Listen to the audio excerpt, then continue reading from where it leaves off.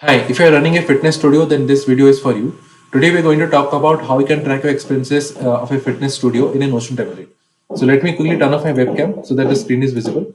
And this is the particular template that we're talking about, where we have different categories of expenses listed at the top. For every category, we have got a budgeted expense amount, which is being put over here. And then we have got an actual expense amount, which is reflected over here. So we also have a percentage indicator which shows how much of actual expenses was incurred in comparison to the budgeted expense amount.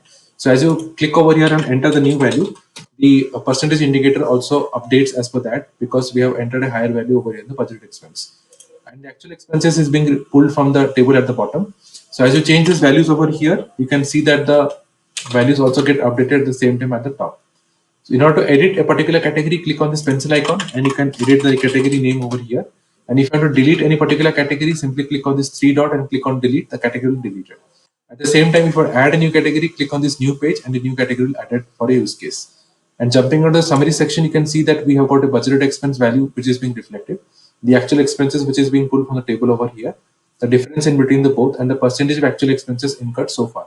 So this is a quick summary of how you can use Fitness Studio Expenses Tracker to keep track of your Fitness Studio expenses. If you're looking to customize this template, feel free to reach out to me at notionformyuse@gmail.com and I'll help you further. Thank you. Have a great day. Bye-bye.